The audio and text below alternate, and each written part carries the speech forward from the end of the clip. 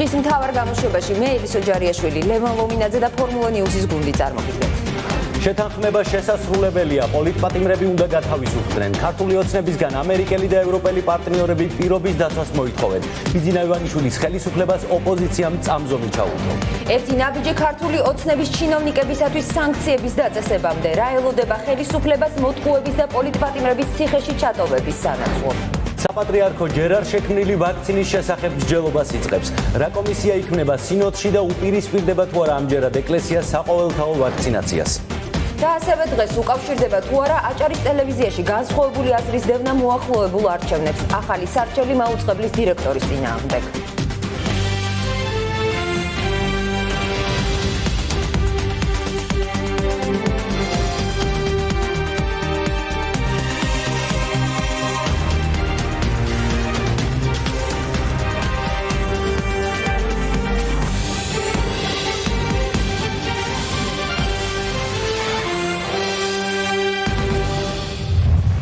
საღამო მშვიდობისა. ამერიკის სენატის ყველაზე მაღალი რანგის პირი საქართველოში პოლიტპატიმრების არსებობაზე ალაპარაკდა.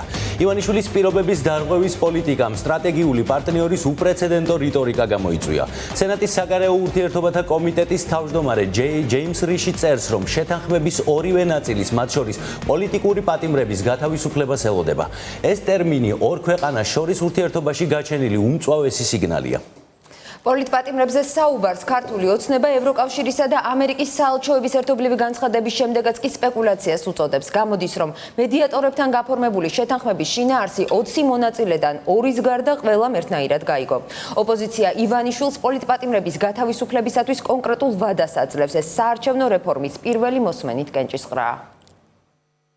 პოლიტიკური პატიმრები ეს ტერმინი საერთაშორისო პარტნიორების განცხადებაში პირველად გაჩნდა. ავტორი სენატორი ჯიმ რიშია, შეერთებული შტატების სენატის საგარეო ურთიერთობათა კომიტეტის თანათავმჯდომარე 8 მარტის შეთანხმების შესრულებას ელის, როგორც პოლიტპატიმრების გათავისუფლების, ასევე საარჩევნო სისტემის ცვლილების შესახებაც.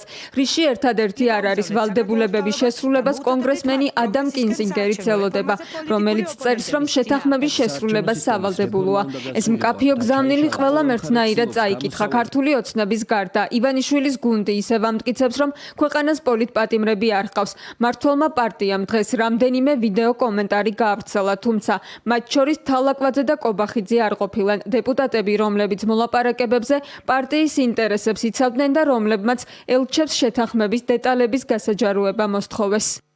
სანამ ესეთ განცხადებას გააკეთებს, ნებისმიერი ჩვენი მეგობარი ჩვენს მიმართ სულად განწყობილი ნებისმიერი ადამიანი, ჩვენი ოპონენტი თუ ჩვენი მხარდამჭერი უნდა საქმე შეისწავლოს. ჩვენი საზოგადოება თანხმდება, რომ პოლიტპატიმრები საქართველოში არ არსებობენ. ფიქრობ, ამ მხრივ კითხვის ნიშნები აღარ არსებობს და ვისაც სურს, რომ ეს თემა დიალოგის პროცესში შემოიტანოს, ის აპრიორი განწყობილია იმისკენ, რომ კონსენსუსი არ იყოს განხორციელებული. როგორც ჩანს, მოლაპარაკებების 20 მონაწილიდან შეთანხმება განსხვავებულად მხოლოდ ორმა წაიკითხა. ორივე მათგანი ივანიშვილის თანაგუნდელია. ოცნებიდან წასული დეპუტატებიც ადასტურებენ, რომ შეთანხმება კონკრეტულ საქმეებთან დაკავშირებით შედგა. სწორედ ამიტომ ჩაიწერა მემორანდუმში პრეზიდენტის როლის შესახებაც.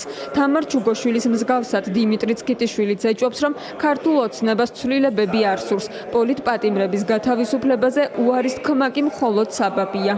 პრეზიდენტის შესახებ არის ჩანაწერი ამ ტექსტში და ეს ჩანაწერი, ანუ პრეზიდენტის ხსენება გულისხმობდა იმას, რომ შეწყალების მექანიზმი იქნებოდა გამოყენებული და არის ორი მიმართება, კიდევ არის წინადადება, რომელიც ამბობს, რომ წარსულში რამაც კითხვები გააჩინა იმ საქმეებზე იქნება გარკვეული ქმედებები და ნაბიჯები და მომავალში თავიდან იქნება მსგავსი აცილებული. სწორედ იმისთვის, რომ ნორმალიზებულ პოლიტიკურ გარემოში ჩატარდეს საარჩევნო გარემო, აუცილებელია, რომ იყოს ის შეთანხმება შესრულებული, რომელიც შედგა და ფაქტია, რომ შედგა არა მხოლოდ საკონსტიტუციო ცვლილებებთან, არამედ პოლიტიკურ პატიმრებთანაც დაკავშირებით. სენატორების, კონგრესმენებისა და ელჩების განცხადება ოპოზიციისთვის იმის დასტურია, რომ ოცნება ამჯერად მიზანს ვერ მიაღწევს. ბიძინა ივანიშვილს ძალა უფლების შენარჩუნება სურს და იმედი აქვს, რომ მოქმედი საარჩევნო სისტემით მეტ საპარლამენტო მანდატს მიიღებს. ჩვენი ამოცანა არ არის ის, რომ ივანიშვილმა დამატებით კიდე შეურაცხყოფა მიეყენოს ქართულ საზოგადოებას, გადააგდოს პარტნიორები, ჩაიდინოს ისეთ რაღაცები, რომ მერე სანქციები დაიკისროს. ეს არის ამოცანა. ოღონდ თუ კითხვა არის, შეიძლება თუ არა, რომ სანქციები ავტორიტარულ რეჟიმებს დაეკისროთ მის რაღაც ეტაპზე საშუალო რგოლს, ხოლო შემდეგ მავარგულს დიახ. სამწუხაროდ შეერთებული შტატების სენატის საგარეო ურთიერთობების კომიტეტის თავმჯდომარეს მოუწია იმისთვის კიდევ ერთხელ ხაზის გასმა, რომ პოლიტპატიმრები 21 საუკუნეში საქართველოში არსებობენ, იმისთვის ხაზის გასმა, რომ ყველა მხარემ, რომელიც ამ შეთანხმების მონაწილე იყო, პირობნელად უნდა შეასრულოს აღებული ვალდებულებები. თავი როცა თხრის და თხრის, რას გამოთხრის ხოლმე? კატას გამოთხრის ხოლმე. აი ეს ემართება ოცნებას. იმიტომ რომ იმდენად გადავიდა ზღვარს მათი სიცრუეები, მათი აი ესეთი უპასუხისმგებლო დამოკიდებულებები, რომ ბოლოს და ბოლოს მიაღწიეს იმას და შეერთებული შტატების სენატის ყველაზე მაღალი თანამდებობის პირი უკვე პირდაპირ პოლიტიკურ პატიმრებზე ლაპარაკობს საქართველოში. ხო დამთავრდა ყველა სპეკულაცია ამ საკითხებთან დაკავშირებით. ხო დაგისვეს წერტილი და კიდევ ერთხელ წერტილი. ბატონო გახარია, რომელზეც გუშინ საუბრობდით. ოცნებას რომ შეუსრულებელი დაპირება ამჯერად ძვირად დაუჯდება მესამე სექტორიც ეჭვობს. თუ მოვლენები ამ სცენარით განვითარდა, შესაძლოა არჩევნების ლეგიტიმაციაც კითხვის ნიშნის ქვეშ დადგეს. რაც შეეხება პარტნიორების განცხადებებს პოლიტპატიმრების შესახებ, არასამთავრობო ორგანიზაციებს არ გაჰკვირვებიათ. ისინი უკვე დიდი ხანია ამბობენ, რომ ხელისუფლება სამართალს პოლიტიკისთვის იყენებს. დიდი არის რისკი უკვე დაპირისპირებების, იგივე სამოქალაქო პროტესტის, რასაც ჩვენ გვახსოვს უკვე წინა წლებში რა შედეგები მოყვა და ხოლმე რაც ნამდვილად არ იქნება კარგი ქვეყნის სწორად და დემოკრატიულად განვითარებისთვის. საუბარი იმაზე, რომ თითქოს საქართველოს ხელისუფლება არ ერევა სასამართლო სისტემაში, ეს არის ნამდვილად სასაცილო სატირალი რომ არ იყოს. ამიტომ მე ვფიქრობ, რომ ასეთი დამოკიდებულება ჩვენი საერთაშორისო პარტნიორებთან მიმართებაში არის ძალიან დიდი შეცდომა. თუ არჩევნები ჩატარდება დღეს არსებული საარჩევნო სისტემით, ეს იქნება უკან გადადგმული ნაბიჯი და ეს მნიშვნელოვნად დააყენებს კითხვის ნიშნის ქვეშ თავად არჩევნების შედეგების ლეგიტიმაციას, რადგანაც ჩვენ გვყავს დღეს პარლამენტი, როდესაც ყოველი მეხუთე ამომრჩევლის ხმა არის დაკარგული ბოლო საპარლამენტო არჩევნების შედეგების გათვალისწინებით. პოლიტპატიმრების გათავისუფლების გარეშე ოპოზიცია საკონსტიტუციო ცვლილებებს მხარს არ დაუჭერს, თუმცა ქართულ ოცნებას საარჩევნო სისტემის შეცვლის თეორიული შანსი მაიც აქვს. ხელისუფლებამ კეთილი ნება უნდა გამოიჩინოს და ეგრეთ წოდებული ამბოხებული დეპუტატები, ასევე გუნდიდან წასულები შემოირიგოს. ამ შემთხვევაში ისინი საჭირო 113 ხმის მოგროვებას შეძლებენ. შექმნილი ვითარებიდან გამომდინარე, ოპოზიცია პოლიტიკურ აქტივობას იწყებს ორთვიანი პაუზის შემდეგ. პოლიტიკური პარტიები ხვალ პირველად შეიკრიბებიან კონსულტაციებისთვის, ისინი უნდა ჩამოყალიბდნენ საერთო სტრატეგიაზე, უნდა მიიღონ გადაწყვეტილება დაუჭერენ თუ არა მხარს საკონსტიტუციო ცვლილებებს პოლიტპატიმრების გათავისუფლების გარეშე. ოპოზიციის ნაწილს გადაწყვეტილება უკვე მიღებული აქვს, ისინი აცხადებენ, რომ შეთანხმება შედგება ორი ნაწილისგან და ორივე მათგანი უნდა შესრულდეს. ჩვენთვის მნიშვნელოვანი არის, რომ ის შეთანხმება, რომელიც შედგა ჩვენს და ხელისუფლებას შორის, შესრულდეს. ხელისუფლებამ უნდა ორივე ნაწილი ამ შეთანხმების შეასრულოს და ასეთ შემთხვევაში ეს იქნება კარგი ქვეყნისთვის. თუ არ შეასრულოს, ბუნებრივი ამაზე იქნება რეაგირება საჭირო. ქვეყნის გარედან უკვე ვნახეთ როგორი გზავნილებია, ასევე ქვეყნის შიგნითაც და ამ სტრატეგიაზე ვიმსჯელებთ სწორედ ხვალ და დაწყებული ხვალიდან უკვე პერიოდული კონსულტაციები გაგრძელდება ოპოზიციურ პარტიებს შორის. ხელისუფლებამ წარმოიწყო პროცესი, რომელიც ქმნის საფრთხეს, რომ ის დაპირება, რაც იყო მარტის შეთანხმებით დარჩეს შეუსრულებელი, ეს საფრთხე უნდა განეიტრალდეს, ამიტომ საჭირო არის კონდეს ერთიანი პოზიცია, განსაკუთრებით მათ, ვინც უნდა მივცეთ ხმა ამ ცვლილებებს, რომელიც ინიციირებულია პარლამენტში გულისხმობს საარჩევნო სისტემის ცვლილებასთან დაკავშირებით.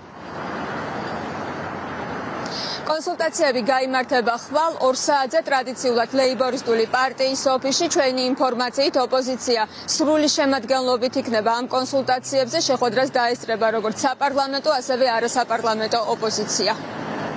მადლობა ქეთი, თემაზე ქეთი ხიდიშელი საუბრობდა. ბიძინა ივანიშვილი და მისი გუნდი პარტნიორების მოტყუებით გზას სანქციებისკენ ითხრის. საგარეო ურთიერთობების სპეციალისტების თქმით, ერთი ნაბიჯი აშორებს ქართული ოცნების ჩინოვნიკებს ანგარიშების გაყინვამდე და გადაადგილების შეზღუდვამდე. სწორედ ასეთ შედეგს პროგნოზირებენ ავტორიტარული მმართველობისკენ მიდრეკილ ხელისუფლებას ექსპერტები. მათთვის ცხადია, რომ ქვეყნის სტრატეგიული პარტნიორი სახელმწიფოს და მმართველი პარტიის გამიჯვნას ახდენს. მძიმე შედეგი კი არა ქვეყანას, არამედ იმ რეჟიმს დაუდგება, რომელმაც ქვეყანაში პოლიტპატიმრების არსებობა დაუშვა. როდესაც პოლიტიკურ რეჟიმს ხავს პოლიტიკური პატიმრები, ისინი და ამ რეჟიმის ავტორები, მათთან დაკავშირებული პირები ხდებიან სანქციების ქვეშ.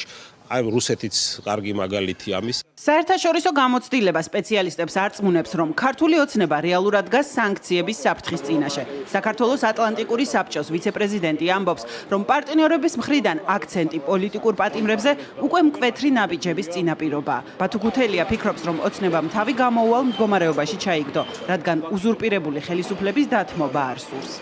ეს არის ძალიან ცუდი და საგანგაშო სიგნალი. ეს ნიშნავს, რომ ქართული ოცნება შეუქცევა და დაადგა ავტორიტარული მმართველობის გზას და სამწუხაროდ მათ აქედან უკვე გამოსავალი არ აქვს. კლასიკური შემთხვევა არის ავტორიტარიზმის ჩამოყალიბების ქვეყანაში. აქ საუბარია უკვე იმაზე, რომ საქართველოს სახელმწიფოებრივი ინტერესები და ოცნების ინტერესები დიამეტრალურად განსხვავდება და ერთადერთი ძლიერი ბერკეტი, რომ ქვეყანა გადარჩეს და დარჩეს დემოკრატიული განვითარების გზაზე, არის პირდაპირი ჩარევა ჩვენი საერთაშორისო პარტნიორების მათ შორის სანქციებით.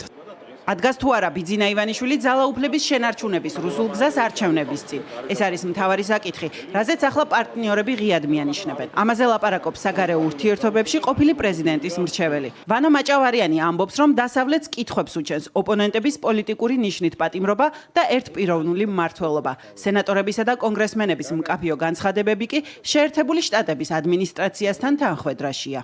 აქ უკვე ალბათ ამერიკის შეერთებული შტატების ადმინისტრაციისთვისაც, სენატისთვის, კონგრესმენისთვის კიდევ ერთხელ დასტურია იმისი, რომ ივანიშვილთან სწორედ სანქციების ენაზე, ძალის ენაზე უნდა ელაპარაკონ და ეს გზავნილი სწორედ ამას ემსახურება და არა კონკრეტულად თალაკვაძის, კობახიძის თუ სხვა ეგრეთ წოდებული პოლიტიკოსების დაშოშმინებას. პრეცედენტები უკვე ეგრეთ წოდებული ოლიგარქებთან ურთიერთობის იქნება ეს მოლდოვა, უკრაინა თუ სხვა ამერიკის შეერთებული შტატების კონგრესს სენატს აქვს და ფიქრობ, რომ ეს პრეცედენტი არის ის, რომელსაც ივანიშვილი ამ უგუნური პოლიტიკით წაიყვანს თავის პოლიტიკურ, ესე ვთქვათ, 20-20-ის გეგმას, და რომ ამერიკელები რასაც ამბობენ, როგორც წესი ამას აკეთებენ. ანალიტიკოსებისათვის დასავლელი პარტნიორების განცხადებები ადასტურებს, რომ ქართული ოცნების მხრიდან ოპოზიციასთან შეთანხმების დარღვევაზე თვალს არ დახუჭავს. ისინი ილუზიას უწოდებენ ქართული ოცნების მოლოდინს, რომ კორონავირუსის პირობებში შეუსრულებელი დაპირებებისათვის დასავლეთი ვერ მოიცლის. ჩვენი დასავლელი პარტნიორები თვალის დახუჭვას არ აპირებენ არაფერზე. ეხლა ბურთი არის ქართული ოცნების მოედანზე. თუ ქართული ოცნება კვლავ გაჯიქდება, შემდეგ უკვე შეიძლება მივიღოთ, ასე ვთქვათ, ტარგეტირებული სანქციები მათ მაღალჩინოსნების მიმართ. ქვეყნისათვის ყველა შემთხვევაში დამაზიანებელი იქნება. ქვეყნის იმიჯისთვის იქნება პირველ რიგში დამაზიანებელი და თუ ზოგადად სანქციები ქვეყანას შეეხო, მერე პირდაპირ უკვე ეკონომიკას დაარტყავს.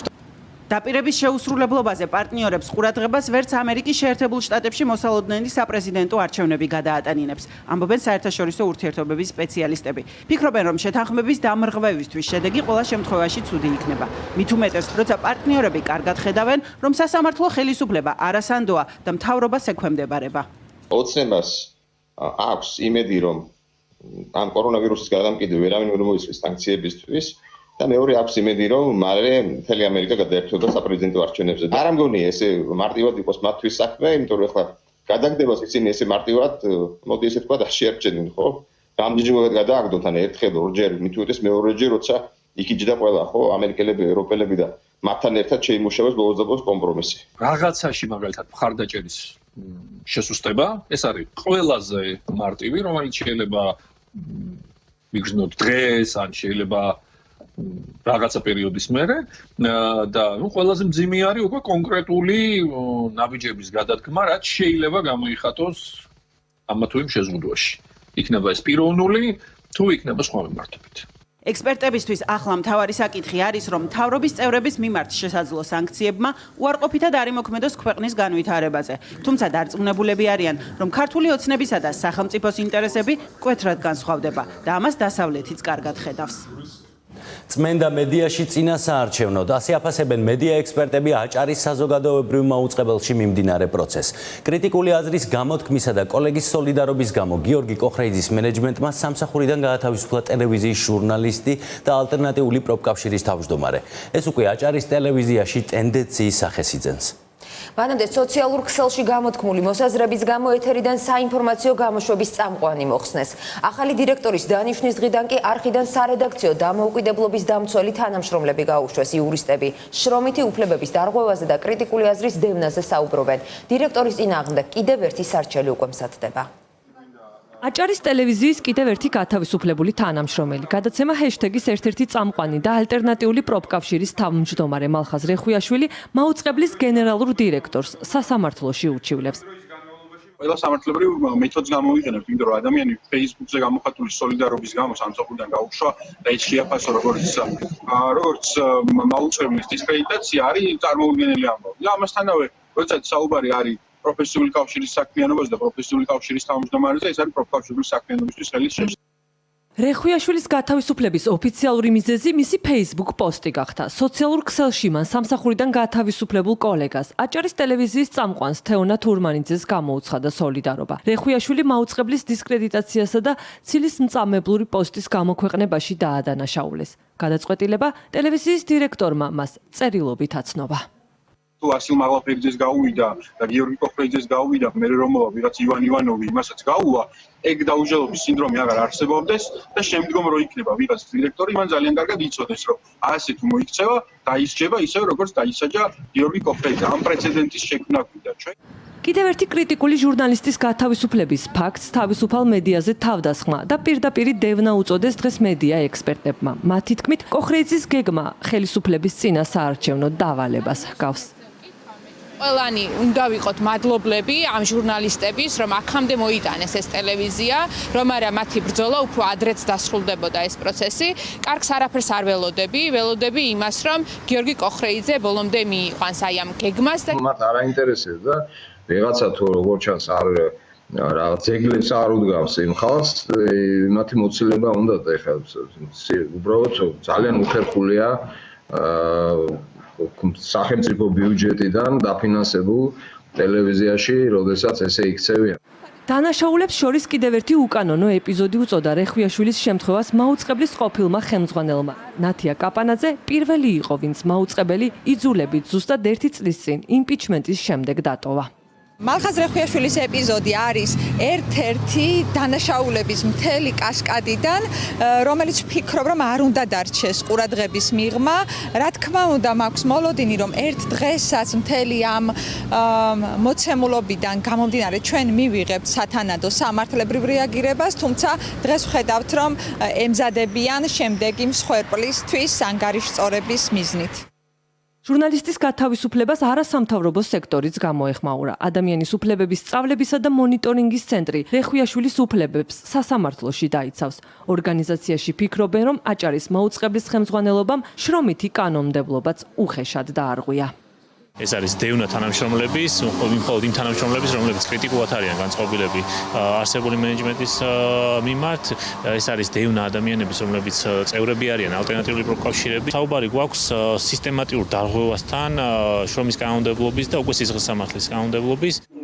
საიას ხელმძღვანელი მიიჩნევს, რომ უკანონოდ გათავისუფლებული რეხვიაშვილის დასჯა იმ შეუქცევადი პროცესის გაგრძელებაა, რომელიც კოხრეიძემ მისი ტელევიზიაში მისვლის დღიდან დაიწყო. სულხან სალაძე მიმდინარე პროცესებში საგანგებო ჩერჩეულ მრჩეველთა საბჭოსაც ადანაშაულებს. ამ პროცესში ჩუმადარი და არაფერს არ ამბობს, არ კითხულობს და ამ სიჩუმით ამ დანაშაულში მონაწილეობს მრჩეველთა საბჭოს უმრავლესობა აჭარის საზოგადოებრივი მაუწყებლის, ისევე როგორც უმაღლესი საბჭო, რომელიც პოლიტიკურად არის პასუხისმგებელი მრჩეველთა საბჭოს დღეს არსებულ შემადგენლობაზე და როცა ვლაპარაკობთ ხელისუფლების პასუხისმგებლობას, სწორედ ამას გულისხმობთ ჩვენ, რომ მათ დააკომპლექტეს აჭარის უმაღლესმა საბჭომ დააკომპლექტა მრჩეველთა საბჭოს უმრავლესობა სწორედ ამ შემადგენლობით და პოლიტიკური პასუხისმგებლობა ამიტომ მოდის სწორედ მათზე და არა იმიტომ, რომ პრემიერი ჩაერიოს ან თქვა ბიძინა ივანიშვილი ჩაერიოს ამ პროცესში და მანამ სანამ ოფიციალურად 2020 წლის საპარლამენტო არჩევნების წინასაარჩევნო პროცესი დაიწყება, ისინი ასწრებენ ან საგანგებო მდგომარეობის დროსაც კი ამ ველის მოსუფთავებას. კოხრეიძე აჭარის მაუწყებლის დირექტორად ნოემბერში აირჩიეს. ნოემბრიდან ამ დრომდე გენერალურმა დირექტორმა 10-ზე მეტ ადამიანს სამსახურეობრივი პოზიცია შეუცვალა. ჩამოაქვეითა ან გაათავისუფლა. გამწირავ შიმშილისთვის პანდემიით გამოწვეული კრიზისის გამო სტუდენტებმა მსგავსი შინაარსის პეტიცია შექმნეს. ისინი სწავლის საფასურის შემცირებას ან გადავადებას ითხოვენ. ხელმომწერთა რიცხვი უკვე 5000-ია. მოთხოვნას მთავრობიდან მხოლოდ განათლების სამინისტრო მოპასუხა, თუმცა პასუხი სტუდენტებისთვის არაადეკვატურია. მიმდინარე წლის სწავლის საფასურის გაუქმებისკენ მთავრობას ოპოზიციაც მოუწოდებს. წინააღმდეგ შემთხვევაში სტატუს შეჩერებული სტუდენტების რიცხვის ზრდა გარდაუვალი იქნება. განათლების სამინისტროში თემაზე კომენტარს არ აკეთებენ და ხელს უნივერსიტეტებისკენ იშვერენ. დავკარგე ასე ერთადერთი შემოსავლის წყარო და ვეღარ ვახერხებ გადავიხადო სწავლის გადასახადი. 21 წლის გიორგი კაციშვილი, რომელიც ილიას სახელმწიფო უნივერსიტეტის მესამე კურსის სტუდენტია, სწავლის საფასურის გადახდას ვერ ახერხებს, რის გამოც შესაძლოა მას სტუდენტის სტატუსი შეუჩერდეს.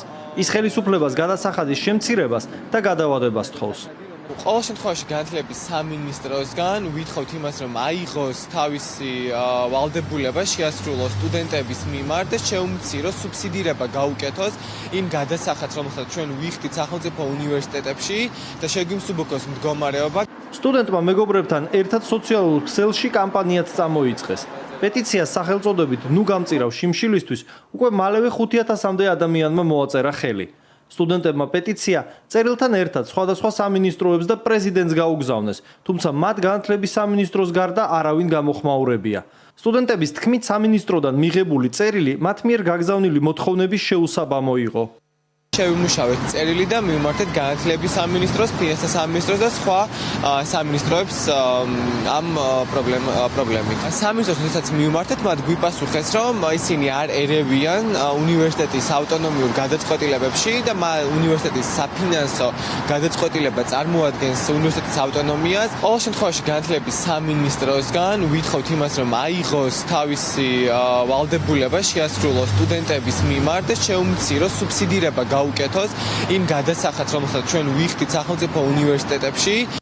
სტუდენტების დასახმარებლად კიდევ ერთი ონლაინ პეტიცია შექმნა ლეიბორისტულმა პარტიამ. პარტიაში ამბობენ, რომ ხელისუფლების ანტიკრიზისულ გეგმაში სტუდენტების პრობლემები გათვალისწინებული საერთოდ არ არის. ლეიბორისტები ხელისუფლებას მოუწოდებენ 3 მილიარდ ნახევრიანი ფონდიდან გამოიყოს 144 მილიონი და სტუდენტებს მიმდინარე სემესტრის საფასური დაუფინანსდეს. ჩვენ დღეს დავარეგისტრირეთ ონლაინ პეტიცია, ვიწყებთ ხელმოწერების შეგროვებას და მოუწოდებთ მთავრობას, რომ მობილიზებული 3 მილიარდ ნახევრიანი ფონდიდან გამოიყოს 144 მილიონი, რაც სრულად იქნება საკმარისი იმისთვის, რომ მიმდინარე სემესტრის საფასური დაუფინანსდეთ სტუდენტებს, ხოლო მათ, ვინც უკვე გადაიხადა გაჭირვებით, დაუბრუნდეთ და აუნაზაურდეთ უკან და მოახმაროს საკუთარ ოჯახებსა და მათ სოციალურ უსაფრთხოებას. განათლების ყოფილი მინისტრი დიმიტრი შაშკინის განცხადებით, სამინისტროს გააჩნია იმის რესურსი, რომ სტუდენტებს დაეხმარონ და სწავლის საფასური გადაუხადონ. შაშკინის თქმით, ხელისუფლება სტუდენტები და განათლება საერთოდ არ აინტერესებს. მთავრობას ამ და ხელისუფლებას საერთოდ არ აინტერესებს განათლების სისტემა საქართველოს, ზუსტად ამიტომაც ჩვენ ვერაფერი ვერ მოვისმინეთ.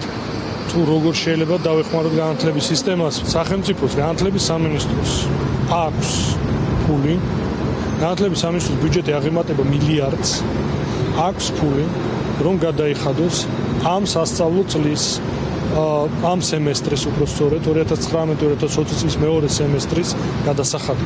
ფინანსური პრობლემების გამო სტატუს შეჩერებული სტუდენტების რიცხვის ზრდაზე საუბრობენ ოპოზიციაში. მათი თქმით, ანტიკრიზისული გეგმა, რომელიც ხელისუფლებამ გამოაქვეყნა, არასრულყოფილი და ნაჩქარევია. ეხლა ისინი ფაქტიურად უპატრონოთ არიან დარჩენილები და შესაბამისად არ გამოურიცხავ, რომ ვიღაცას სტატუსი შეუჩერდეს, ვიღაცა სტატუსი ისევ შეჩერებული ქონდა და შესაბამისად არ აქვს საშუალება, რომ განანახლოს ეს სტატუსი. მოქმედი ხელისუფლებისთვის სტუდენტები არ არიან პრიორიტეტი და ზოგადად განათლება არ არის პრიორიტეტი. ვინმე მოიკითხა პანდემიის პირობებში 148,000 სტუდენტი, ან როგორი ხდიდა ქირას, ან რა სოციალური პაკეტი შეიძლებოდა მომზადებულიყო. სტუდენტთა 33% სტატუს შეჩერებული სტუდენტებიდან სწორედ ეკონომიკური კრიზისის და ფინანსური პრობლემის გამო ჰქონდა შეჩერებული სტატუსი და არავის არც განათლების სამინისტროს, არც მთავრობას და მით უმეტეს პრემიერ გრაგხარიას არ მოუთხოვია, რომ შემუშავებულიყო დახმარების პაკეტი, მათ შორის სოციალური უზრუნველყოფა. განათლების სამინისტროში საკითხებთან დაკავშირებით კომენტარს არ აკეთებენ და ხელს უნივერსიტეტებისკენ იშვერენ. სამინისტროში განმარტავენ, რომ სასწავლებლების ავტონომიაში ვერ ჩაერევიან. რეკომენდაციები კი უკვე გადააგზავნეს, სადაც უმაღლეს საგანმანათლებლო დაწესებულებებს სტუდენტებისთვის გადასახადების გადავადებას თხოვენ. უნივერსიტეტების უმრავლესობამ სტუდენტების გადასახადები გადაავადა, თუმცა პეტიციის ხელმომწერები აცხადებენ, რომ ეს მათთვის საკმარისი არ არის, რადგან სამსახურ დაკარგულები დაგროვილი თანხის გადახდას ვერც საგანგებო მდგომარეობის დასრულების შემდეგ შეძლებენ. ბოლო 24 საათში 4 ახალი COVID ინფიცირებული გამოვლინდა, მათგან ერთი პაციენტი ექთანია და ის თეთრი წყაროს კლასტერიდან არის. არსებული ინფორმაციით თეთრი წყაროდან პაციენტი პნევმონიის ნიშნებით გადმოიყვანეს, თუმცა მას ტესტირების შემდეგ კორონავირუსი არ დაუდგინდა და სიმპტომურ მკურნალობას ეგრეთ წოდებულ მიხაილოვის საავადმყოფოში გადიოდა. რამდენიმე დღეში კი მესამედ ჩატარებულმა ტესტმა COVID დადებითი დაადასტურა, რის გამოც 30-მდე მედპერსონალი თვით იზოლაციაშია, თუმცა კლინიკაში კარანტინი ამ დრომდე არ გამოცხადებულა. პაციენტი გადმოყვანილია თეთრი წყაროს რაიონიდან, მოთავსებული იყო საკარანტინო სივრცეში, სადაც მას განუვითარდა გარკვეული სიმპტომატიკა, რის შემდეგაც გადაყვანილი იქნა მცხეთაში, მცხეთის საავადმყოფოში. მანამდე იყო ეს პაციენტი გამოკვლეული PCR ტესტით, ჩვენს კლინიკაში შემოვიდა 1 მაისს პნევმონიის დიაგნოზით. ჩაუტარდა შესაბამისი მკურნალობა და ერთი კვირის შემდეგ გაეწერა ჩვენი კლინიკიდან მას ჩაუტარდა კიდევ ერთი კვლევა და აი ამ მესამე კვლევამ აჩვენა დადებითი შედეგი. მე რამდენადაც ვიცი, ეს არის ექთანი, დიახ. ჩვენს პერსონალს მას შემდეგ რაც ჩაუტარდათ ორმაგი ტესტირება, ანუ მარტივი ტესტითაც და PCR ტესტირებითაც მიეცა რეკომენდაცია თვითიზოლაციის თაობაზე და იმყოფებიან თვითიზოლაციაში. პანდემიით გამოწვეული კრიზისის დასაძლევად მთავრობა ამჯერად სოფლის მეურნეობის სექტორს დახმარების პაკეტს გამოუყოფს. ჯამში სახელმწიფო დახმარებით 200,000 ფერმერი ისარგებლებს. შეღავათების, საწვავის, წყლის და მიწის ნაკვეთის დამუშავებაზე იმ შემთხვევაში წესდება თუ ფერმერები მიწის ნაკვეთებს დაირეგისტრირებენ. პრემიერის მიერ დღეს წარმოდგენილ პაკეტში კორუფციის ნიშნებს ხედავს ოპოზიცია. სპეციალისტები კი წინა წლების მაგალითს იხსენებენ და ამბობენ, რომ სოფლის მეურნეობაში სუბსიდია ეფექტიანი არ არის. ფერმერები რეგისტრირებულ 1 ჰექტარ მიწის ნაკვეთზე 200 ლარიან დახმარებას მიიღებენ. ბაზაში რეგისტრირებულ ფერმერს, რომელიც ტექნიკის შეძენას, სასათბურე მეურნეობის ან სარწყავი სისტემის მოწყობას გადაწყვეტს, სახელმწიფო სამუშაოების ღირებულების 50%-ს დაუფინანსებს. დახმარების მიზნით სოფლის მეურნეობის სამინისტროს მსურველებმა 20 მაისიდან უნდა მიმართონ. თითოეული ფერმერი, რომელსაც აქვს დარეგისტრირებული მიწა 1 ჰექტარზე, მიიღებს დახმარებას სახელმწიფოსგან 200 ლარის სუბსიდირებით. დაახლოებით ეს ნიშნავს იმას, რომ საშუალო დონის საფერმერო და მსხვილი საფერმერო მეურნეობები, რომლებსაც მაგალითად გააჩნიათ 10 ჰექტარი მიწა და ამუშავებენ, მიიღებენ დახმარებას სახელმწიფოსგან 200 ლარის ოდენობით. ეს რა თქმა უნდა პროპორციულად გადანაწილდება იმ ფერმერებზეც, რომელსაც აქვს შედარებით ნაკლები მოცულობის ფართობის მიწები. საჯარო რეესტრში რეგისტრირებული 100 ჰექტრამდე ფართობის მიწის ნაკვეთის მფლობელი ფიზიკური და იურიდიული პირები ახალი სახელმწიფო პროექტის ფარგლებში დიზელის საწვავს შეღავათიან ფასად იყიდიან. საწვავის ლიმიტი 1 ჰექტარზე 150 ლარის ოდენობით განისაზღვრა. სამინისტროს გათვლებით ფერმერები დიზელის შეძენისთვის 40 მილიონ ლარამდე თანხას დაზოგავენ.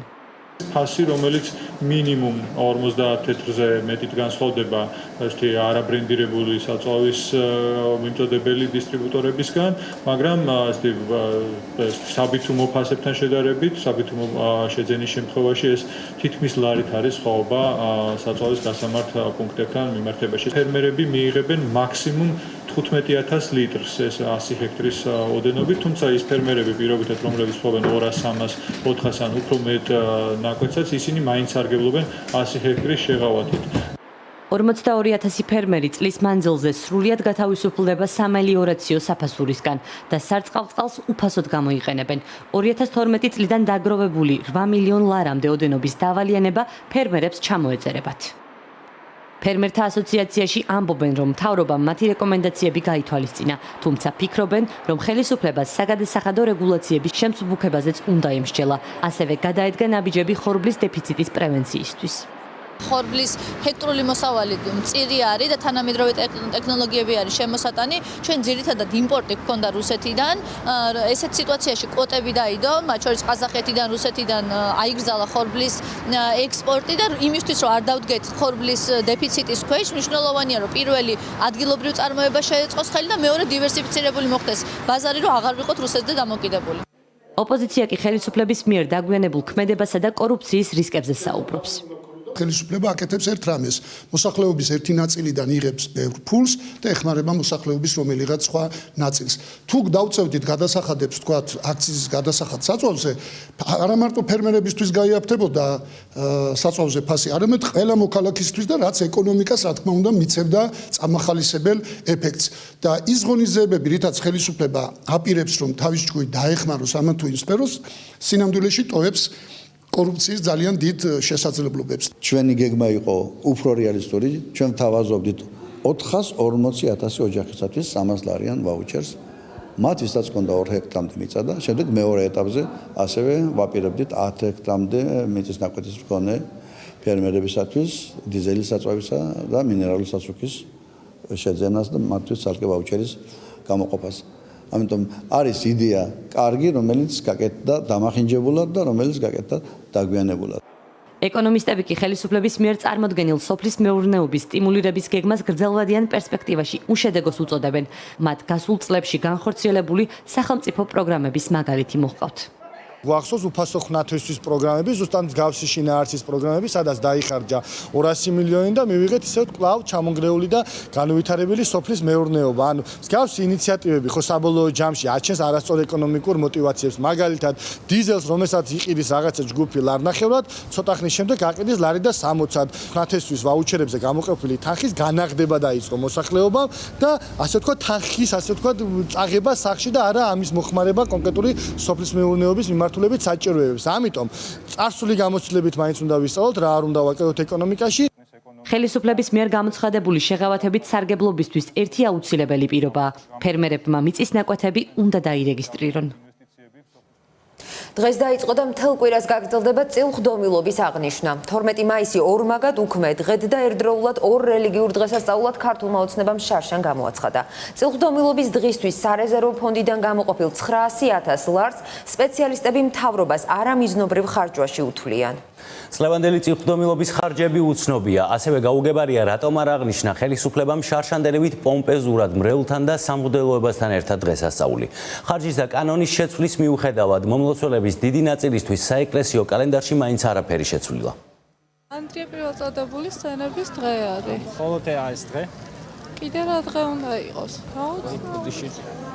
სინოდის განჩინებით და მთავრობის განკარგულებით ერთი წლის წინ დადგენილი დღესასწაული მრევლის ნაწილს აღარც ახსოვს. 2019 წელს 12 მაისი დაჩქარებული წესით მიღებული მთავრობის გადაწყვეტილებით საქართველოს ღვთისმშობლის წილხვედრობის დღესასწაულად გამოცხადდა. მრევლის ნაწილი კი დღეს მხოლოდ ანდრია მოციქულის ხსენების დღეს აღნიშნავდა. ანდრია პირველწოდებულის ხსენების დღის გარდა ეს ყოველდღიური დღესასწაულია. გარდა ამისა სხვა დღესასწაული თუ არ ვიცი კიდე აქ. ანდრია პირველწოდებულის ხსენების დღე იყო დღეს. ხოლოდ ეს დღესასწაული აღინიშნება. დიახ. დღეს მისი ხსენების დღე ანდრია პირველ. კიდევ რა აღინიშნება? ყველა მისი შემოსვლა საქართველოში. ანდრია პირველწოდებულის და ღვთისმშობლის წილხვედრობა, ამაზე დიდი დღესასწაული გაიხარეთ. განსხვავებული იყო სურათი შარშან მახათას მთაზე მშენებარე ტაძარში. ცერემონიას მთავრობის დიდი ნაწილი ესწრებოდა. დღესასწაული მახათას მთაზე შეკრებილებს მაშინ სწორედ მაშინდელმა პრემიერ-მინისტრმა მამუკა ბახტაძემ მიულოცა. დღეს აღნიშნავთ ჩვენ ღვთისმშობლის წილხდომილობის დღეს. დღესვე აღევლინა ლოცვა ივერიის ყოვლა წმინდა ღვთისმშობლის სახელობის ტაძარში. მე მსურს ყველა ჩვენს მოქალაქეს და სრულიად საქართველოს მიულოცო ეს ბრწყინვალე დღესასწაული. წინა წელთან შედარებით დღესასწაულს წელს მახათას მთაზე მთავრობის არც ერთი წარმომადგენელი დასწრებია. წიროლოცო ჩვეულ რეჟიმში საქართველოს პატრიარქმა აღავლინა. ილია მეორემ მრევლს აცნობა, რომ წილხვედრობის დღესასწაული მთელი კვირა გაგრძელდება. მთელი კვირა იქნება დღესასწაული წილხვედრობის.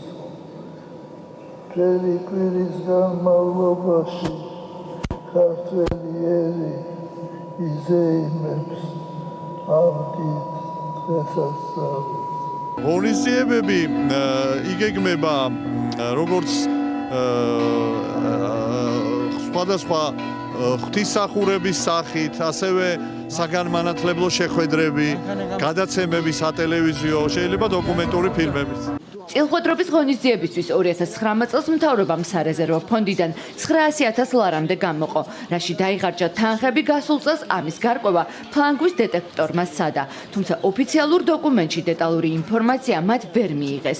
ორგანიზაციის წარმომადგენლები ამბობენ, რომ ეს არის ხელისუფლების მხრიდან თანხების ფლანგვის მაგალითი. მათი თქმით, ხელისუფლება სარეზერვო ფონდიდან თანხებს მსგავსი მიზნეობრივობით არ უნდა ხარჯავდეს. თანხა გამოიყო მთავრობის სარეზერვო ფონდიდან. მთავრობის სარეზერვო ფონდის შექმნის იდეა არის, რომ ფორს მაჟორულ სიტუაციებში დახარჯოს ფული. ამის მიზნობრიობა არ არის საკმარისად დასაბუთებული, მით უმეტეს იმ დროს, როდესაც ჩვენ საპატრიარქოს ისედაც ვუხდით ყოველწლიურად ფულს და შესაძლებელი არის, რომ რელიგიური დღესასწაულები აღინიშნოს იმ გადახდილი ფულიდან. მოგვიანებით ხელისუფლებამ ოფიციალური დოკუმენტი გაავრცელა, რომელზე დაყრდნობითაც განიმარტა, რომ თანხის დიდი ნაწილი განათლების სამინისტროს სხვადასხვა საგანმანათლებლო ღონისძიებებისთვის გადაეცა. ასევე გაირკვა, რომ ფონდიდან თანხები მიიღო საგარეო საქმეთა სამინისტრომ და საპატრიარქომ. წილხვედრობის დღესასწაულის გამოცხადებას და პომპეზურობას მესამე სექტორის შარშანდელ პოლიტიკურ მდგომარეობას უკავშირებს. ჩატარებულ ღონისძიებებს კი ადამიანის უფლებების დარღვევად მიიჩნევს. მასწავლებლებს დღესასწაულზე საუბარი საკუთარი სურვილის საწინააღმდეგოდ უწევდათ. ღვთისმშობლის წილხვედრობის დღესასწაულის დაწესებას აშკარად ჰქონდა პოლიტიკური კონტექსტი. იმ პერიოდში ქართული ოცნების ხელისუფლებას ლეგიტიმაციის სერიოზული გამოწვევები ჰქონდა და მათთვის საკრალურობის პოლიტიკაში შემოტანა იყო ელექტორალური მხარდაჭერის მოპოვება. ირღვევა ზოგადი განათლების შესახებ საქართველოს კანონის მოთხოვნები, ანუ სახელმწიფო ზოგადი განათლების სფეროში სახელმწიფო პოლიტიკის ერთ-ერთ ძირითად მიზნად აცხადებს რელიგიური და პოლიტიკური გაერთიანებებისაგან საჯარო სკოლის დამოუკიდებლობას. დაუშვებელი არის საჯარო სკოლაში სასწავლო პროცესის რელიგიური ინდოქტრინაციისა და პროზელიტიზმისთვის გამოყენება და ესეც სახეზე იყო დირექტორები და სკოლის პედაგოგები აღმოჩნდნენ საკუთარი სურვილის საწინააღმდეგოდ ჩართული ამ პროცესში. ფორმულა ნიუსის არაერთი მცდელობის მიუხედავად გაურკვეველია, რა თანხა გამოიყო ამჯერად დღესასწაულისთვის და საერთოდ დაიხარჯა თუ არა ბიუჯეტის ფული წელს. ასევე უცნობია კონკრეტული ღონისძიებების ნუსხა. კითხვები არასამთავრობო ორგანიზაციებსაც აქვთ, რომლებიც ოფიციალური დოკუმენტაციის გამოთხოვნას საგანგებო მდგომარეობის დასრულების შემდეგ გეგმავენ. მთელი ცივილიზებული სამყარო ახლა კორონავირუსის საწინააღმდეგო ვაქცინის შემუშავებას ცდილობს და ასობით მეცნიერის მუშაობის შედეგს ელოდება. საქართველოს მართლმადიდებელი ეკლესია კი ჯერ არ შექმნილი ვაქცინის დასაშვებობაზე კომისიის მოწვევას აპირებს. მაღალი იერარქიის სასულიერო პირები ამბობენ, რომ სინოდის სპეციალური კომისია იმსჯელებს ჩაერთვება თუ არა სამღვდელოება COVID-19-ის საყოველთაო ვაქცინაციაში. ეს ეკლესიის მხრიდან პანდემიის დროს გამოვლენილი კიდევ ერთი ნაბიჯი იქნება, რომელიც მეცნიერებასაც უპირისპირდება და მრევლსაც ჯანმრთელობის საფრთხეს შეუქმნის. თქვით, რომ რეკომენდაციებს გაითვალისწინებდით, ექიმების რეკომენდაციებს და მათი რეკომენდაცია არის ამ აცრებისა და ვაქცინების აუცილებლობა. ჩვენ ესეც სასახად ნამდვილად ვერ მივიყვეთ. კიდევ ერთხელ მინდა თქვა მე, რომ მოусმენთ, შემდგომში ვიმსჯელებთ და მე მივიღეთ გადაწყვეტილებას. სანამ სოფლიო მედიცინა COVID ინფექციის ვაქცინაზე მუშაობს, ქართულ მართლმადიდებლურ ეკლესიაში აცხადებენ, რომ ვირუსის საწინააღმდეგო პრეპარატს არ მიიღებენ. სანამ მის სამედიცინო შემადგენლობას სინოდი და საპატრიარქოში სპეციალურად ამ თემაზე შექმნილი კომისია არ იმსჯელებს. ვინ მიიღებს გადაწყვეტილებას საპატრიარქოში რაღაც სპეციალური კომისიაში? ალბათ ჯერ კომისია შეიქმნება. კომისია შემდგომში გამოიტანს სინოდის ხსნაზე მის მიერ გაკეთებულ სამუშაო ანალიზს და შემდგომში იმსჯელებს სინოდი. ეს განცხადება არასერიოზულია რელიგიის მცოდნეებისა და უფლებადამცველებისთვის. მთავარ მიზეზად ისინი საპატრიარქოში და ქართულ ეკლესიაში განათლების კრიზისს ასახელებენ. მსგავსი დამოკიდებულება კი იმ პოზიციის გაგრძელებაა, რაც პანდემიის დროს მართლმადიდებელ სასულიერო პირების ნაწილს ჰქონდა. საპატრიარქოს საკუთარი თავი ესმის როგორც პოლიტიკაზე მაღალი გავლენების მქონე აქტორის, შესაბამისად ის ფიქრობს, რომ მათ შორის ისეთი მნიშვნელოვანი საკითხი საზოგადოებრივი ჯანმრთელობისთვის, როგორც ვაქცინის საკითხია, საპატრიარქომ უნდა გადაწყვიტოს. ცხადია, რომ აქ კიდევ ერთხელ ჩანს ძალიან დაბალი სენსიტიურობა საზოგადოების ჯანმრთელობის საკითხების მიმართ, რაც სხვა დროსაც არაერთხელ გამოჩნდა, მათ შორის პანდემიის პერიოდში. კიდევ ერთი განცხადება COVID ინფექციის ვაქცინის შესახებ დღეს მეუფე მიქაელ გაბრიჭიდემაც გააკეთა. მისი შეფასება ნახევრად იუმორისტული იყო. რა არის ეს ვაქცინა ერთი რა ხდება რა? რა კომისიაზე არის? მე უჭერ მხარს ახალი ვაქცინის შექმნას, რომელსაც გავიკეთებ და ყველა გახდება მართლმადიდებელი ქრისტიანი. ესეთი ვაქცინა უნდა მოვიფიქროთ. კორონა საწინააღმდეგო ვაქცინაციას და ვაქცინაციაზე ჩემო საყვარელო კეთილო ადამიანებო არის მაცხოვრის ხორცი და სისხლი, საკურნებელად სულისა და ხორცისა ნაკურთხი წყალი. რა ვიცი. ანუ ნებაყოფლობითი უნდა იყოს. არ ვიცი, არა ვარ გამოცდი. მე ვაქცინები გავიკეთე, რომ დავიბადე მაშინ ეს მახსოვს. მაგრამ არ მახსოვს. ბატარა რო ვიყავ მაშინ გავიკეთე ეს ვაქცინა და იმის შემდეგ ვაქცინა არ გამიკეთებია, მაგრამ მე მგონი არ გამოვიყურებ ახლა ცუდად. მსგავსი დამოკიდებულება არასერიოზულია თეოლოგებისთვისაც. რელიგიათ მცოდნეები ამბობენ, რომ საპატრიარქო კერძო ორგანიზაციაა და მათი აზრი მსგავს საკითხებზე საზოგადოების მხრიდან არ უნდა იყოს აღქმული როგორც ჭეშმარიტება. ერთადერთი მიზანი მათი არის, რომ რამენაირად წინააღმდეგობა გაუწიონ სახელმწიფოს, საზოგადოებას, რა ვიცი, ჯანსაღ აზრს, კრიტიკულ მოსაზრებებს, მეცნიერებას და ასე შემდეგ და თუ ამისთვის დაჭირდებათ, ისინი ნებისმიერ ამის უარყოფენ და ნებისმიერ სისულელეს იტყვიან. ეს არანაირად არ არის თქვა გადამეტებული. ჩვენი მხრიდან ეს შეფასება, იმიტომ რომ ნებისმიერ საკითხს დავაკვირდეთ და მივხვდებით, რომ ეს სწორედ ესეა. არანაირი საჯარო წონა და მნიშვნელობა მათ აზრს არ აქვს. ეს არის კერძო ორგანიზაცია და კერძო ჯგუფი. უფლებადამცველების შეფასებით ეკლესია ბოლო თვეების განმავლობაში კანონზე და კონსტიტუციაზე მაღლა დადგა და ეს უფლება მას სახელმწიფომ მისცა. მათი შეფასებით დღესაც სასულიერო პირები ცდილობენ, რომ შორს იდგნენ ჭეშმარიტებისგან და წინააღმდეგობაში მოვიდნენ საღაზრთან. ზოგიერთ განცხადება იყო რაღაც ცინიკურიც და აგდებულიც, როდესაც ვითარება საკმაოდ რთულია და პირიქით ეკლესია ალბათ უნდა მოუწოდებდეს საზოგადოებას და ეხმარებოდეს სახელმწიფოს, როგორ დაიცვან მოქალაქეების ჯანმრთელობა. ჯერჯერობით COVID ინფექციის საწინააღმდეგო ვაქცინა არ შექმნილა. უცნობია ისიც, მისი მიღება სავალდებულო იქნება თუ არა ყველა მოქალაქისთვის. თუმცა ასეც რომ იყოს, უკვე ვიცით, რომ საპატრიარქოს ექნება მიზეზი, საკუთარი განსხვავებული პოზიცია დააფიქსიროს. სოფელ ღვანკითი მკაცრი საკარანტინო რეჟიმი მოიხსნა. გადაწყვეტილება უწყებათაშორისმა საკოორდინაციო საბჭომ მიიღო. სოფლის შესასვლელთან სპეციალური გამშვები პუნქტი ისევ იმოქმედებს და მოსახლეობისთვის ტემპერატურის შემოწმებაც გაგრძელდება.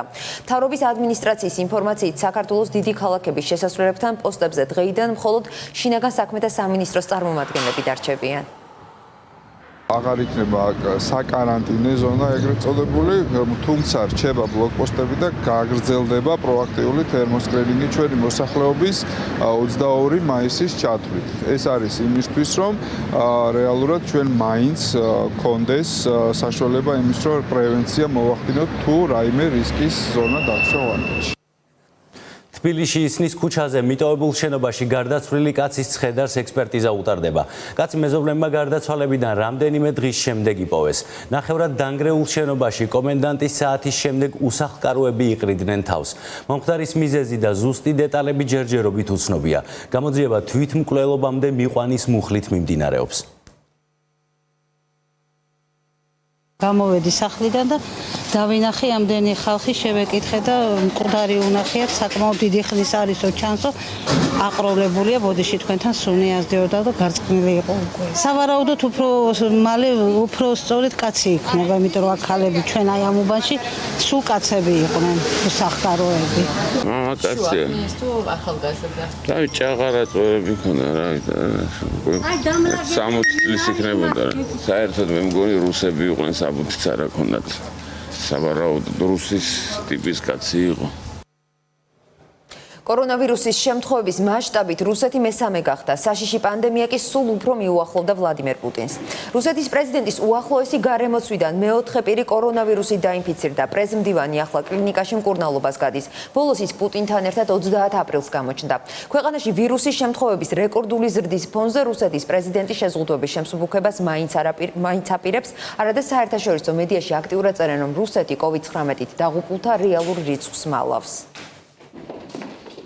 დიმიტრი პესკოვი ვლადიმერ პუტინის გარემოცვის მეოთხე მაღალჩინოსანია, რომელიც კორონავირუსით დაავადდა. რუსეთის პრესმდივანმა მედიას თავად დაუდასტურა, რომ მოსკოვის საავადმყოფოში მკურნალობს. კლინიკაშია გადაყვანილი მისი მეუღლეც. დიმიტრი პესკოვი ბოლოს საზოგადოებაში 30 აპრილს ვლადიმერ პუტინთან შეხვედრაზე გამოჩნდა, როდესაც პრეზიდენტს ინფიცირების შესახებ პრემიერმა მიშუსტინმა აცნობა. თავად პესკოვი კი ირწმუნება, რომ ქვეყნის ლიდერთან აქტიური კონტაქტი თვეზე მეტია არ ჰქონია. ვლადიმერ პუტინი აპრილიდან მოსკოვის მახლობლად მდებარე რეზიდენციიდან მუშაობს. თვითიზოლაციის რეჟიმი პრეზიდენტმა 9 მაისს გამარჯვების დღის 74 წლის თავთან დაკავშირებით დაარღვია, როდესაც უცნობი ჯარისკაცი საფლავზე იმყოფებოდა. დღეს კი პუტინმა პირისპირ შეხვედრაზე ენერგოგიგანტ როსნეფტის ხელმძღვანელი მიიღო. ქვეყანაში ვირუსის შემთხვევების რეკორდული ზრდის ფონზე რუსეთის პირველმა პირმა შეზღუდვების შემსუბუქების განკარგულებაც გასცა. 12 მაისიდან არასამუშაო დღეების პერიოდი მთელი ქვეყნის და ეკონომიკის ყველა სფეროსთვის მთავრდება. თუმცა არ მთავრდება ეპიდემიასთან ბრძოლა. ჯერჯერობით მთელს ქვეყანაში იკრძალება ნებისმიერი მასობრივი ღონისძიება. რა თქმა უნდა, ყველამ მკაცრად უნდა დაიცვას სანიტარული წესები. ოფიციალური მონაცემებით კორონავირუსით ინფიცირებულთა რაოდენობა რუსეთში 232,000 საჭარბებს. კვირაზე მეტია, რაც ქვეყანაში ახალი შემთხვევების ყოველდღიური მაჩვენებელი 10,000-ზე დაბლა არ ჩამოდის. ამ მონაცემებით რუსეთმა ყველაზე მეტად დაზარალებულ იტალიას და ბრიტანეთს გაუსწრო. სერიოზულად უნდა მიუდგეთ ვითარებას, რომელშიც ვიმყოფებით, რადგან ბევრი ადამიანი არღვევს კარანტინის ზომებს და სხვებს აინფიცირებს. ან ყველამ ერთნაირად უნდა დაიცვას წესები, ან არავინ. წესების ასეთი დემონსტრაციული იგნორირება არ უნდა ხდებოდეს. ინფიცირების მზარდ ტენდენციას თან ერთვის რუსეთის კლინიკებში გახშირებული ტრაგედიები. მოსკოვის შემდეგ ხანძარი პეტერბურგის საავადმყოფოს რეანიმაციულ განყოფილებაში გაჩნდა და 5 კოვიდ პაციენტი იმსხვერპლა. ორივე შემთხვევაში ხანძარს ურალის ქარხანაში დამზადებული სასუნთქი აპარატების აალებას უკავშირებენ, რის გამოც საგამოძიებო კომიტეტმა ფილტვების ხელოვნური ვენტილატორების უსაფრთხოების შემოწმება გადაწყვიტა. გარდაცვლილები რეანიმაციული განყოფილების პაციენტები არიან. სწორედ იქ გაჩნდა ხანძარი. პაციენტები განყოფილებაში კორონავირუსის დიაგნოზით იყვნენ გადაყვანილი.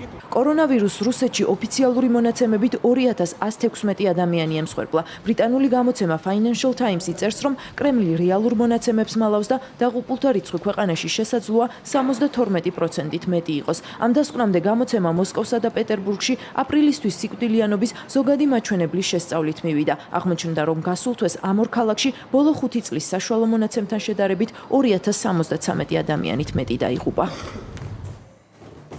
პეკინის მცდელობის მიუხედავად ვაშინგტონი არ აპირებს გადახედოს ჩინეთთან სავაჭრო გარიგებას. ამის შესახებ დონალდ ტრამპმა პრეს-კონფერენციაზე განაცხადა. კორონავირუსის გამო ამერიკულ-ჩინური ურთიერთობები გამწვავებულია. შეერთებულ შტატებში აღარ საუბრობენ ვირუსის გავრცელებაში ჩინური ლაბორატორიის შესაძლო როლზე, თუმცა ამბობენ, რომ პეკინმა პანდემიის შეჩერება ვერ მოახერხა. შეერთებულ შტატებს და ჩინეთს შორის ურთიერთობა ისევ გართულებულია. ამერიკის პრეზიდენტი ამბობს, რომ აღარ არის დაინტერესებული გადახედოს პეკინთან სავაჭრო გარიგებას, რომელიც ქვეყნებმა წლის დასაწყისში შეათანხმეს. ტრამპის განცხადება მოჰყვა ჩინური მედიის მიერ გავრცელებულ ინფორმაციას, რომ პეკინში არ გამორიცხავდნენ შესაძლებლობას შეთანხმების გადახედვაზე. პრეზიდენტმა წინა ადმინისტრაციაც გააკრიტიკა ჩინეთისთვის უპირატესობის მიცემის გამო. ჩინეთს შეერთებულ შტატებთან მრავალი წლის და 10 წლეულების განმავლობაში ჰქონდა უპირატესობა, რადგან ჩვენ გვყავდა ადამიანები ამ პოზიციაზე, სადაც მე ვდგავარ.